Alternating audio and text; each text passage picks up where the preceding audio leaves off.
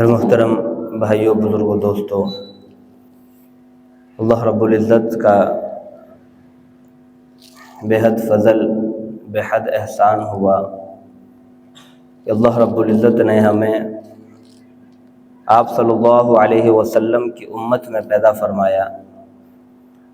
آپ صلی اللہ علیہ وسلم کو اس دنیا کے اندر بھیجا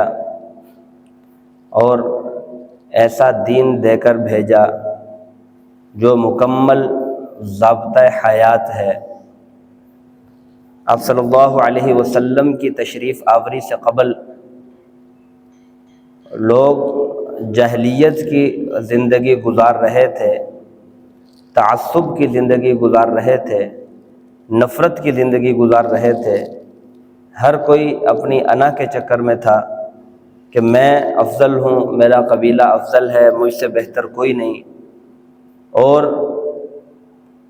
ٹانگ بچھا دی، کوئی اس کے اوپر سے گزر کے دکھائے میں اس کی ٹانگ کاٹ دوں گا۔ کسی اونٹنی نے کسی کے باغ کا چارہ کھا لیا تو اس کی ٹانگیں کاٹ دی، اس کے تھن کاٹ دیے۔ تو ایسی نفرت والی زندگی گزار رہے تھے۔ اللہ رب العزت نے آپ صلی اللہ علیہ وسلم کو اسی قوم کے اندر بھیجا جو سب سے زیادہ تعصب والی زندگی گزار رہے تھے۔ عرب جو ہے سب سے زیادہ تعصب پاتا سب سے زیادہ تعصب جو ہے وہ عرب کے اندر پایا جاتا تھا، اور وہ یہ کہا کرتے تھے کہ ہم سے افضل کوئی نہیں ہے پوری دنیا کے اندر۔ اپنے آپ کو عربی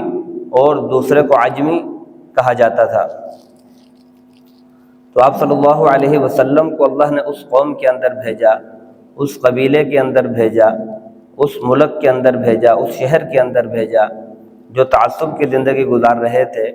آپ صلی اللہ علیہ وسلم نے وہاں جا کر ان کے تعصب کو ختم کیا۔ ابھی میں نے آپ حضرات کے سامنے قرآن مجید کی ایک آیت تلاوت فرمائی ہے۔ اب اس آیت کے اندر اللہ رب العزت فرماتے ہیں، یا ایھا الناس انا خلقناکم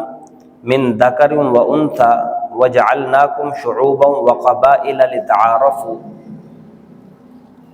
یا ایھا الناس، اے لوگو، انا خلقناکم، کہ ہم نے آپ کو پیدا کیا۔ اللہ فرماتے ہیں میں نے آپ سب کو پیدا کیا، من نفس واحد،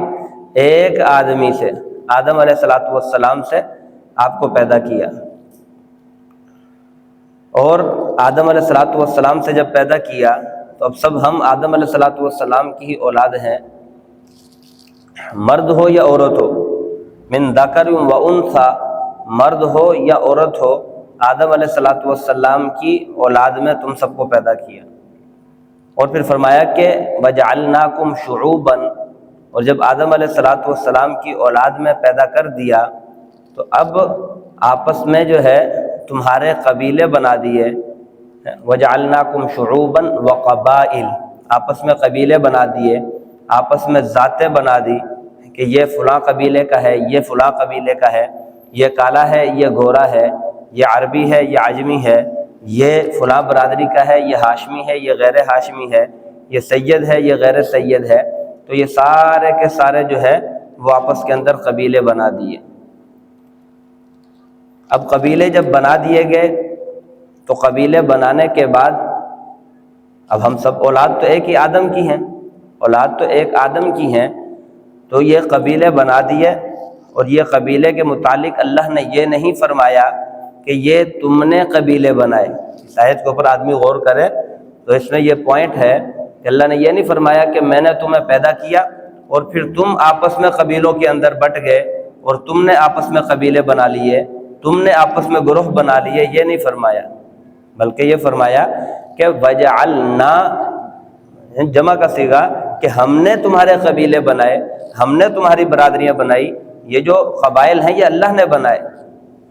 تو اس سے پتہ چلتا ہے کہ یہ قبیلے یہ کوئی غلط چیز نہیں ہے۔ اپنی برادری، اپنا قبیلہ، اپنا وطن، اپنا ملک، اپنا جو ہے وہ مسلمان، اب یہ کوئی غلط بات نہیں ہے، یہ اللہ رب العزت نے قبیلے بنائے۔ اگر کوئی آدمی اپنی برادری کی سائیڈ لیتا ہے، اپنی برادری کا ساتھ دیتا ہے، اپنے قبیلے کا ساتھ دیتا ہے، تو یہ کوئی غلط بات نہیں ہے۔ اللہ فرماتے ہیں میں نے قبیلے بنائے۔ اب وہ قبیلے جو بنائے ہیں وہ کس وجہ سے بنائے؟ وہ اس وجہ سے نہیں بنائے تھے جو تعصب جو آج ہمارے اندر آ گیا، برادریوں کے اندر، قبیلوں کے اندر تعصب آ گیا، اور اس تعصب کی بنیاد کے اوپر ہم ہر سال کے اندر کچھ نہ کچھ واقعات سنتے رہتے ہیں۔ ابھی بلوچستان کا واقعہ ہمارے سامنے ہے۔ بلوچستان کے اندر کیسے جو ہے وہ پنجابیوں کو جو ہے شناختی کارڈ دیکھ دیکھ کے جو ہے وہ ذبح کیا گیا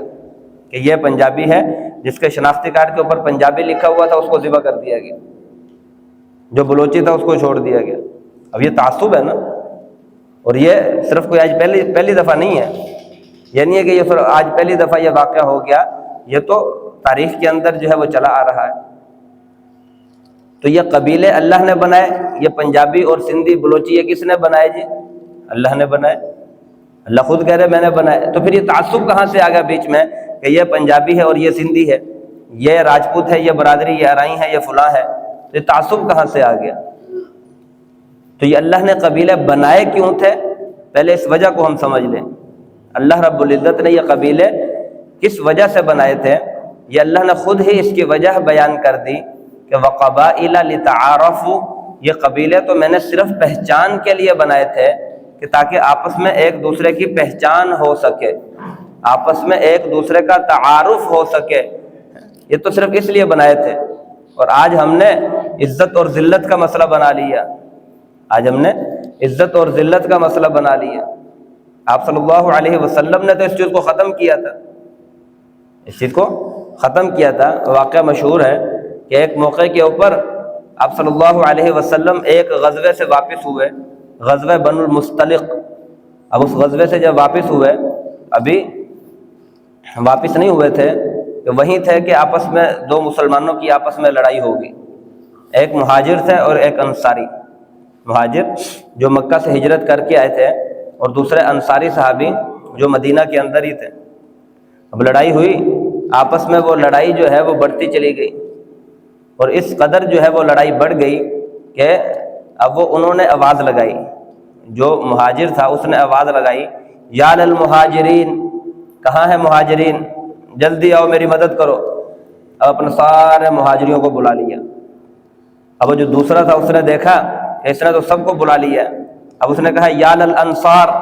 اے انصار کی جماعت کہاں ہو تم، جلدی سے آؤ میری مدد کرو۔ اب وہ دوسری طرف انصار کی جماعت آ گئی۔ اب یہ نہیں پوچھا کہ غلطی کس کی ہے، یہ نہیں پوچھا وجہ کیا ہے، لڑائی کرنے کی وجہ کیا بنی، یہ نہیں پوچھا کہ کس وجہ سے لڑائی ہو رہی ہے، صرف اس بنیاد کے اوپر کہ یہ انصاری ہے تو ہم نے انصاری کا ساتھ دینا ہے، اور یہ مہاجر ہے تو ہم نے مہاجر کا ساتھ دینا ہے۔ جیسا آج کل ہمارے ہاں ہوتا ہے، غلطی جس کی مرضی ہو، غلطی جس کی مرضی ہو، یہ میری برادری کا ہے تو ہم نے اس کا ساتھ دینا ہے، اور یہ دوسری برادری کا ہے تو ہم نے اس کا ساتھ نہیں دینا، یہ میرے صوبے کا ہے تو ہم نے اس کا ساتھ دینا ہے، اور یہ دوسرے صوبے سے ہے تو ہم نے اس کا ساتھ نہیں دینا۔ تو صرف اس وجہ سے کہ یہ انصاری ہے اور یہ مہاجر ہے، اب وہ جماعتیں اکٹھی ہو گئی۔ اب قریب تھا کہ لڑائی ہو جاتی۔ آپ صلی اللہ علیہ وسلم کو جب پتہ چلا اس واقعے کا، تو آپ صلی اللہ علیہ وسلم تشریف لائے جلدی سے، اور آ کر خطبہ دیا، اور خطبے کے اندر آپ صلی اللہ علیہ وسلم نے اب ان کو یہی کہا کہ تم صرف اس بنیاد کے اوپر ایک دوسرے کا ساتھ دے رہے ہو کہ یہ انصاری ہے اور یہ مہاجر ہے۔ فرمایا کہ یہ تو بہت ہی گندی بات ہے، یہ تو بہت ہی بدبودار بات ہے، بدبودار بات، احادیث کے الفاظ ہے، بدبودار بات ہے کہ تم صرف اس بات کے اوپر لوگوں کو دیکھو کہ یہ صرف میری برادری کا ہے، یہ صرف مہاجر ہے اور یہ انصار ہے، اس بنیاد کے اوپر ایک دوسرے کی مدد کرو۔ اسلام تو یہ سبق نہیں دیتا، تم سب تو ایک ہی مٹی سے پیدا ہوئے، آدم علیہ السلام کی اولاد سے پیدا ہوئے، اور پھر آدم علیہ السلام مٹی سے پیدا ہوئے ہیں، تو لہٰذا ہم سب مٹی سے پیدا ہوئے۔ اور اس کی وجہ بھی اصل میں وہ منافقین ہی تھے۔ عبداللہ بن ابی جو ہے، جو منافق تھا، اب وہی اصل اس لڑائی کو بھڑکانے والا تھا۔ اب عبداللہ بن ابی جو ہے رئیس المنافقین، اب اس نے اس انصاری سے یہ کہا کہ یہ ذلیل لوگ ہیں، نعوذ باللہ، مہاجرین کے متعلق کہا کہ یہ تو ذلیل لوگ ہیں، ان کو تو اپنے گھروں سے نکال دیا لوگوں نے، اپنے وطن سے نکال دیا، تو یہ تو ذلیل لوگ ہیں، ہم نے ان کو یہاں جگہ دی، ہم نے ان کو یہاں جو ہے وہ عزت دی، تو اس لیے اب اس کو جو ہے وہ انصاری کو اس بات کے اوپر بھڑکایا، جس کی وجہ سے یہ سارا معاملہ جو ہے وہ گرم ہو گیا۔ پھر قرآن مجید کے اندر سورۃ منافقون بھی ساری اتری۔ اب اس نے یہاں تک کہہ دیا تھا کہ ہم مدینہ میں واپس جا کر ہم عزت والے نعوذ باللہ ان ذلیلوں کو یہاں سے نکال دیں گے، ہم عزت والے ان ذلیلوں کو یہاں سے نکال دیں گے۔ اب اس بنیاد کے اوپر اللہ رب العزت نے قرآن مجید میں سورۃ منافقون بھی نازل کر دی۔ تو بہرحال یہ برادریاں اور یہ جو ہے قبائل، یہ تعصب تو تھا نہیں، تو پھر یہ تعصب کہاں سے آ گیا؟ یہ عزت اور ذلت کا معیار کب سے بن گیا کہ یہ میری برادری کا ہے تو یہ عزت والا ہے، یہ دوسری قبیلے کا ہے تو اس کی عزت کم ہے؟ یہ عزت اور ذلت کا معیار کب سے بن گیا؟ اللہ رب العزت نے اس کا جواب بھی اسی آیت کے اندر دے دیا کہ عزت اور ذلت کا معیار جو ہے وہ برادری نہیں ہے، وہ قبیلہ نہیں ہے، وہ مال والا ہونا نہیں ہے۔ کسی کے پاس زیادہ مال والا ہے تو وہ عزت والا ہے، ایسا اصول نہیں ہے۔ فرعون اور قارون کے پاس بہت مال تھا، نمرود کے پاس بہت مال تھا، لیکن عزت نہیں تھی۔ عزت اور ذلت کا معیار جو ہے وہ کس کو بنایا؟ ان اکرمکم عند اللہ اتقاکم، تم میں سب سے زیادہ اللہ رب العزت کے ہاں محبوب وہ ہے جو تقوی کے اندر سب سے زیادہ ہے، جو تقوی کے اندر سب سے زیادہ ہے وہ عزت والا ہے۔ حضرت بلال حبشی رضی اللہ تعالیٰ عنہ رنگ کے کالے ہیں، کتنے عیب تھے ان کے اندر؟ ایک تو رنگ کے کالے تھے، اور دوسرا جو ہے وہ غلام تھے، اور تیسرے نمبر پر برادری بھی جو ہے وہ ملتی نہیں تھی۔ آپ صلی اللہ علیہ وسلم کی برادری بنو ہاشم قریش، اور وہ حضرت بلال حبشی رضی اللہ تعالیٰ عنہ حبشہ سے ہجرت کر کے آئے تھے، حبشہ سے ہجرت کر کے آئے۔ حضرت ابوبکر صدیق رضی اللہ تعالیٰ عنہ نے جو ہے ان کو آزاد کر کے، ان کو جو ہے خرید کر آزاد کر دیا۔ اچھا، جب مکہ فتح ہوا، 10,000 صحابہ کرام جب مکہ فتح کرنے کے لیے روانہ ہوئے، آپ صلی اللہ علیہ وسلم کو اللہ رب العزت نے تھوڑے سے عرصے کے لیے، تھوڑے وقت کے لیے مکہ حلال کر دیا تھا۔ مکہ کے اندر قتل و قتال جو ہے وہ جائز نہیں ہے، لیکن اللہ رب العزت نے آپ صلی اللہ علیہ وسلم کی خاطر، فتح مکہ ہونا تھا تو اس کی خاطر قتل و قتال جو ہے وہ چند لمحوں کے لیے جو ہے وہ حلال کر دیا تھا، تو پھر اس کے بعد جو ہے وہ قیامت تک کے لیے حرام۔ لیکن آپ صلی اللہ علیہ وسلم کی خواہش یہ تھی کہ یہ مکہ حرمت والا ہے تو بغیر لڑائی کے ہی مکہ فتح ہو جائے، اس کے اندر قتل و قتال نہ کرنا پڑے۔ اب جب 10,000 صحابہ مکہ فتح کرنے کے لیے جا رہے ہیں، اب مکہ کے اندر جب پہنچے تو آپ صلی اللہ علیہ وسلم نے حضرت بلال حبشی رضی اللہ تعالیٰ عنہ کو بلایا، اور بلا کر جو ہے وہ بیت اللہ کی چھت کے اوپر چڑھایا، اور بیت اللہ کی چھت کے اوپر چڑھا کر اسے کہا کہ بھئی یہاں چڑھ کے اذان دو۔ اب حضرت بلال حبشی رضی اللہ تعالیٰ عنہ جو ہے بیت اللہ کی چھت کے اوپر کھڑے ہو کر اذان دینا شروع کی۔ اب اس وقت جو ہے مؤذن کا بہت بڑا مرتبہ ہوا کرتا تھا، مؤذن کا بہت بڑا مقام ہوا کرتا تھا۔ آپ صلی اللہ علیہ وسلم کی احادیث ہے، جو اذان دیتا ہے قیامت کے دن سب سے لمبی گردن اس کی ہوگی، سب کے اندر سے پہچانا جائے گا، تو بہت بڑا مقام تھا۔ تو جب حضرت بلال حبشی رضی اللہ تعالیٰ عنہ نے اذان دینا شروع کی، اب محلے کے اندر لوگوں نے اذان سننا شروع کی، اب وہ لوگ آپس میں تبصرے کرنا شروع کر دیے۔ کوئی کہتا ہے، جو کافر تھے، آپ صلی اللہ علیہ وسلم نے جب اذان دلوائی، اب وہ کافروں نے تبصرے کرنا شروع کر دیے آپس کے اندر کہ اگر ہمارا والد زندہ ہوتا تو آج مسلمان اتنی جرت نہ کرتے، آج اگر یہ ہوتا تو ایسا نہ ہوتا، آپس میں تبصرے کر رہے ہیں۔ اب جب حضرت بلال حبشی رضی اللہ تعالیٰ عنہ کی آواز آئی تو اب انہوں نے آواز سنی، آواز سن کے کہا یہ تو بلال حبشی ہے، یہ تو رنگ کا کالا ہے، حبشہ سے ہجرت کر کے آیا اور غلام ہے، تو ہم تو بنو ہاشم سے ہیں۔ اب احادیث کے الفاظ ہیں کہ حضرت بلال حبشی کو ان کافروں نے سیاہ کوے کے ساتھ تشبیہ دی، یہ تو سیاہ کوہ ہے، اب اس کو جو ہے وہ اتنی بلند مقام کہاں سے مل گیا کہ یہ خانہ کعبہ کی چھت کے اوپر کھڑے ہو کر جو ہے وہ اذان دے رہے ہیں، ان کو اتنا بلند مقام کہاں سے مل گیا؟ اگر اذان دلوانی ہی تھی تو کسی اعلیٰ نسب والے سے اذان دلوائی جاتی، کسی ایسے آدمی سے اذان دلوائی جاتی جو بنو ہاشم کا ہی ہوتا، لیکن آپ صلی اللہ علیہ وسلم نے اب اس وقت سب لوگوں کو بتانا مقصود تھا کہ رنگ کا کالا ہونا یا گورا ہونا یہ کوئی فضیلت کی بات نہیں ہے، بلکہ اسی حجۃ الوداع کے موقع کے اوپر آپ صلی اللہ علیہ وسلم فرما دیا لا فضل علی العرب علی العجم، کسی عربی کو عجم کے اوپر کوئی فضیلت نہیں ہے، ولا الاسود الی الابیض، نہ ہی کسی ولا الابیض الی الاسود، نہ ہی کسی گورے کو کالے کے اوپر فضیلت ہے، سب برابر ہے۔ اللہ کے ہاں صرف وہی زیادہ جو ہے وہ مرتبے والا ہے جو تقوی کے اندر زیادہ ہے، جو تقوی کے اندر زیادہ ہے۔ اور علماء نے یہی وجہ لکھی ہے کہ آپ صلی اللہ علیہ وسلم کی شادیاں ہوئیں، اب آپ صلی اللہ علیہ وسلم کی جتنی بھی شادیاں ہوئیں وہ اپنی برادری کے اندر نہیں ہوئی، اپنے قبیلے کے اندر نہیں ہوئی، اپنے قبیلے کے اندر، اپنی برادری کے اندر شادیاں نہیں ہوئی، باہر شادیاں ہوئی ہیں، کسی سید کے ساتھ شادی نہیں کی، کوئی قید ہو کر آئی ہے، اب اس پر قید ہو کر اس کو چھڑوایا گیا، اب وہ مہر کے اندر جو ہے، جو مہر دیا گیا، اب حدیث میں ہے بخاری شریف کے اندر، اب وہ جو مہر دیا گیا حضرت صفیہ رضی اللہ تعالیٰ عنہ کو، اب ان کو مہر ان کی آزادی تھی، وہ غلام تھی، باندھی تھی، قید ہو کر آئی تھی، آپ صلی اللہ علیہ وسلم نے ان کو آزاد کیا، آزادی جو ہے یہ مہر میں ان کو دی، اور پھر ان سے نکاح کر لیا۔ تو اس لیے اگر اس کے اندر کوئی مسئلہ ہوتا تو آپ صلی اللہ علیہ وسلم سارے نکاح جو ہے وہ اپنی برادری کے اندر کرتے، آپ صلی اللہ علیہ وسلم سارے نکاح اپنے رشتہ داروں کے اندر کرتے۔ تو آپ صلی اللہ علیہ وسلم نے یہ بتلا دیا کہ کسی عربی کو کسی عجمی کے اوپر کوئی فضیلت نہیں ہے، سب جو ہے جو تقوی میں زیادہ ہے وہ اللہ کے ہاں سب سے زیادہ مقبول ہے، جو تقوی میں زیادہ ہے۔ تو اس لیے جو میں نے آیت پڑھی وَجَعَلْنَاكُمْ شُعُوبًا وَقَبَائِلَ لِتَعَارَفُوا، یہ قبیلے جو اللہ نے بنائے ہیں یہ تعارف کے لیے بنوائے ہیں، اور اب اس کے اندر جو ہے وہ ایک بات سمجھنے کی ہے، ایک بات جو ہے وہ سمجھنے کی ہے۔ اب اس کا مطلب یہ ہرگز نہیں ہے کہ آدمی اپنے قبیلے والے کی مدد نہ کرے، اپنے قبیلے والے کی مدد کرنا، اپنے بھائی کی مدد کرنا، اپنے جو ہے وہ پڑوسی کی مدد کرنا، اپنے رشتہ دار کی مدد کرنا، یہ نہ ہی صرف ثواب کا کام ہے بلکہ ثواب کے اندر بھی بہت زیادہ ثواب اس کے اوپر ملے گا۔ صحیح ستہ کے اندر یہ حدیث ملتی ہے کہ آپ صلی اللہ علیہ وسلم نے فرمایا کہ تم نے زکوٰۃ تو دینی ہے، اگر زکوٰۃ دینی ہے تو وہ کس کو دینی ہے؟ سب سے پہلے اپنے رشتہ داروں کے اندر دیکھو، اپنے بھائیوں کے اندر دیکھو، اپنے جو ہے وہ رشتہ داروں میں دیکھو کہ میرے رشتہ داروں کے اندر کون غریب ہے، اگر رشتہ داروں میں فلاں غریب ہے تو اب اس کو اگر زکوٰۃ دو گے تو یہ آپ کو ڈبل ثواب ملے گا، دوہرا ثواب ملے گا۔ اب وہ دوہرا ثواب فرمایا ایک تو زکوٰۃ کا ثواب ملے گا اور دوسرا صلہ رحمی کا ثواب ملے گا۔ تو اس لیے اپنے قبیلے والے کی مدد کرنا، اپنے قبیلے والے کی جو ہے اس کی فکر کرنا، اس کی سفارش کرنا، اب قرآن مجید کی آیت ہے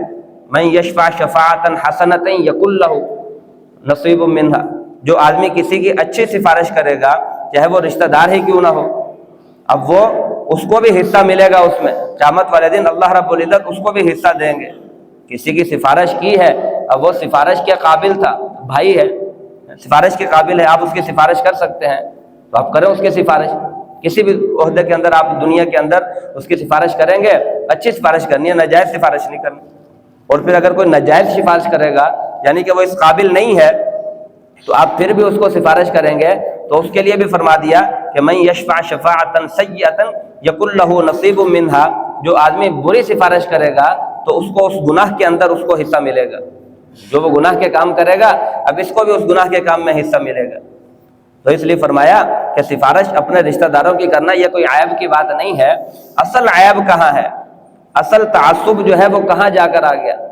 اصل تعصب جو ہمارے ہاں آیا ہے وہ کہاں جا کر آ گیا؟ وہ صرف یہاں آ کر آ گیا، اور اسی تعصب کی بنیاد کے اوپر جو ہے وہ سب مار کھا رہے ہیں، چاہے وہ ایک شہر والے ہیں، چاہے ایک برادری والے ہیں، چاہے ایک ملک والے ہیں، چاہے ایک کلمہ پڑھنے والے مسلمان ہی کیوں نہ، پوری دنیا کے اندر اگر جو ہے وہ مسلمان ذلیل ہے تو اب اس کی وجہ بھی یہی تعصب ہے۔ اگر پاکستان کی معیشت اور یہ سارا مسائل ہیں تو اس کی وجہ بھی یہ تعصب ہے، اس کی وجہ بھی یہ تعصب ہے۔ جب الیکشن قریب آتے ہیں اور صرف تعصب کی بنیاد کے اوپر کہ یہ میری برادری کا ہے، اس کو جو ہے میں نے الیکشن میں جتوانا ہے، اور یہ دوسری برادری کا ہے، اس کو ووٹ نہیں ڈالنا، تو یہ تعصب نہیں تو اور کیا؟ یہ تعصب نہیں تو اور کیا؟ تو اس لیے اب ہم سب شریک ہیں اس گناہ کے اندر۔ آیت میں نے پڑھ دی، اب ووٹ ڈالا، اب وہ جو بھی کرپشن کرے گا، جو بھی گناہ کا کام کرے گا، یہ کروائے گا، قانون پاس کرے گا، جو بھی کرے گا، اب وہ سب ووٹ ڈالنے والا اس کے اندر شریک ہے۔ برادری کی بنیاد کے اوپر ووٹ ڈالا تھا کہ یہ میری برادری کا کھڑا ہوا ہے لہٰذا میں نے تو اس کو ہی جتوانا ہے، اور پھر سارے اعلان کیے جاتے ہیں بھائی اپنی برادری والا کو جتوانا ہے، تو یہ تعصب ہے، اس کے اسلام میں کوئی حقیقت نہیں ہے۔ آپ کے سامنے میں نے ابھی واقعہ سنا دیا آپ صلی اللہ علیہ وسلم جو غزوہ بنی المصطلق کے موقع کے اوپر واقعہ پیش آیا۔ تو اس لیے صرف فضیلت جو ہے وہ تقوی کی بنیاد کے اوپر ہے کہ یہ جو ہے سچا ہے، یہ جھوٹا ہے۔ پھر آپ صلی اللہ علیہ وسلم نے اس واقعے کے اندر یہ ان کو سمجھایا کہ اگر کوئی جو ہے واقعے کی تحقیق کرو جو سچا ہے اس کی سب مدد کرو، جو سچا ہے چاہے وہ انصار ہے چاہے مہاجرین ہے، چاہے انصار ہے، اس سب کی جو ہے وہ مدد کرو۔ جو جھوٹا ہے اب اس کے خلاف سب آواز اٹھاؤ، چاہے وہ اپنی برادری کا ہی کیوں نہیں ہے، چاہے وہ اپنا بیٹا ہی کیوں نہیں ہے، چاہے وہ اپنی اولاد ہی کیوں نہیں ہے۔ آپ صلی اللہ علیہ وسلم نے کیا فرمایا؟ میری بیٹی بھی اگر چوری کرے گی تو فرمایا کہ میں اس کے بھی ہاتھ کاٹوں گا۔ وہ تو بیٹی لاڈلی ہوتی ہے، یہ صرف سمجھانے کے لیے فرمایا تھا کہ اگر بیٹی بھی چوری کرے گی تو اس کے بھی ہاتھ کٹیں گے، یہ نہیں ہے کہ یہ برادری کا ہے اور یہ جو ہے وہ اولاد میں ہے، یہ رشتہ دار میں ہے۔ ایک موقع کے اوپر صلح کروانے کے لیے گئے، اب وہ سارے دلائل کے اوپر بات چل رہی تھی، اب وہ جس کے ساتھ صلح کروا رہے تھے ہمیں تو پتہ ہے قصور کس کا ہے، اب وہ خود کہہ رہے ہیں کہ ہمیں پتہ ہے قصور کس کا ہے، لیکن ہماری برادری ہے، اگر ہم اپنی غلطی مانتے ہیں اور وہ برادری کی ناک کٹتی ہے تو اس لیے ہم تو نہیں غلطی مانیں گے، قصور پتہ بھی ہے کس کا ہے لیکن پھر بھی غلطی نہیں مانیں گے۔ تو جس کی وجہ سے اللہ رب العزت نے ہمارے اوپر ایسے حکمران مسلط کیے، اور پھر جس کی وجہ سے یہ واقعات ہر دوسرے دن اس طرح کے واقعات ہوتے رہتے ہیں، جو بھی واقعہ ہوا بلوچستان کے اندر، پنجابی اور بلوچستان کا جو واقعہ ہوا، تو اس لیے اب یہ جو ہے صرف اس وجہ سے کہ یہ پنجابی تھے، اب ان کو گاڑیوں سے اتارا گیا، گاڑیوں سے اتار کے جو ہے وہ شہید کر دیا گیا۔ اور یہ صرف پہلا واقعہ نہیں، میں نے پہلے بھی عرض کر دیا، یہ کئی واقعات ہوتے رہتے ہیں صرف برادری کی بنیاد پہ، قبیلے کی بنیاد کے اوپر۔ تو اس لیے جب ہم قرآن کے اوپر عمل کریں گے، آپ صلی اللہ علیہ وسلم کی سیرت پڑھیں گے، آپ صلی اللہ علیہ وسلم نے تو فرما دیا کہ تم سب جو ہے مسلمان ہو، اور وَاذْكُرُوا نِعْمَةَ اللَّهِ عَلَيْكُمْ إِذْ كُنْتُمْ أَعْدَاءً فَأَلَّفَ بَيْنَ قُلُوبِكُمْ فَأَصْبَحْتُمْ بِنِعْمَتِهِ إِخْوَانًا، پوری آیت۔ اس وقت کو تم یاد کرو جب تم آپس میں دشمن تھے، بھائی بھائی کا دشمن تھا، باپ بیٹے کا دشمن تھا، بیٹا باپ کا دشمن تھا، اس وقت کو یاد کرو، پھر اللہ رب العزت نے تمہارے اوپر فضل کیا، اللہ نے تمہارے اوپر کرم کیا، اور تمہاری اس دشمنی کو ختم کر کے تمہاری دوستی میں بدل دیا، اور تم کو آپس میں بھائی بھائی بنا دیا، انما المؤمنون اخوہ، سارے کے سارے مسلمان آپس میں بھائی ہیں، کوئی برادری نہیں۔ یہ تو صرف تعارف کے لیے ہے، یہ تو صرف پہچان کے لیے ہے، یہ فیصلے کرنے اس بنیاد کے اوپر فیصلے نہیں کیے جاتے، یہ تو صرف تعارف کے لیے ہے، اور تم سب آپس میں بھائی، انما المؤمنون اخوہ، سارے کے سارے مسلمان آپس کے اندر بھائی ہو، المسلم اخو المسلم، سارے مسلمان آپس میں ایک دوسرے کے بھائی ہیں۔ ان اشتکا عینہ اشتکا کلہ، ان اشتکا رأسہ اشتکا کلہ، کسی کے ایک سر میں درد ہو تو پورے جسم کے اندر درد ہوتی ہے، اگر ایک آنکھ میں تکلیف ہو تو پورے بدن کے اندر تکلیف ہوتی ہے۔ اسی طرح اگر کوئی ایک مسلمان پوری دنیا کے اندر اگر وہ پریشانی کے اندر ہے، وہ مصیبت کے اندر ہے، تو سارے مسلمانوں کو تکلیف ہونی چاہیے، سارے مسلمانوں کو تکلیف ہونی چاہیے، ایک مسلمان جو ہے وہ اگر تکلیف میں ہے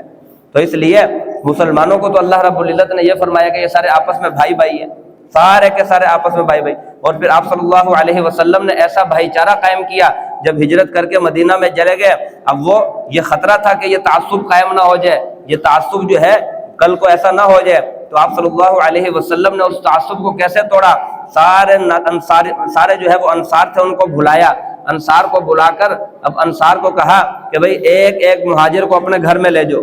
ایک ایک مہاجر کو اپنے گھر میں لے جاؤ اور اپنا مہمان بناؤ، یہ آج کے بعد تمہارا بھائی ہے اور تم اس کو اپنے گھر میں بھی اپنے رکھو، کاروبار تو تھا نہیں، آج کے بعد یہ تمہارے کاروبار میں بھی شریک ہے، یہاں تک کہ تمہاری وراثت کے اندر بھی شریک ہے، تمہاری وراثت کے اندر اولاد شریک ہوتی ہے۔ اب وہ آپس میں فرمایا کہ اس کو وراثت کے اندر بھی شریک کرنا ہے۔ اب یہاں تک لکھا ہوا ایسا بھائی چارہ قائم ہوا، اب جس صحابی کی 3 بیویاں تھیں 4 بیویاں تھیں، اس نے اپنی ایک بیوی کو طلاق دی اپنے بھائی کے لیے کہ یہ میرا بھائی جو ہے وہ ہجرت کر کے آیا ہے مکہ سے، تو لہٰذا اپنی بیوی اس کو پیش کر دی، اور جو ہے وہ کھانے کے لیے ایک ہی آدمی کا کھانا ہے، اب ایک آدمی کا کھانا اپنے بھائی کو پیش کر دیا، اور چراغ بند کر دیا، اور چراغ بند کر کے کہیں پتہ نہ چل جائے، اور خود جو ہے وہ صرف منہ ہلا رہے ہیں، اپنا بھائی جو ہے وہ کھانا کھا رہا ہے، ایسا بھائی چارہ قائم کیا، جس کی مثال پھر اللہ رب العزت نے قرآن مجید کے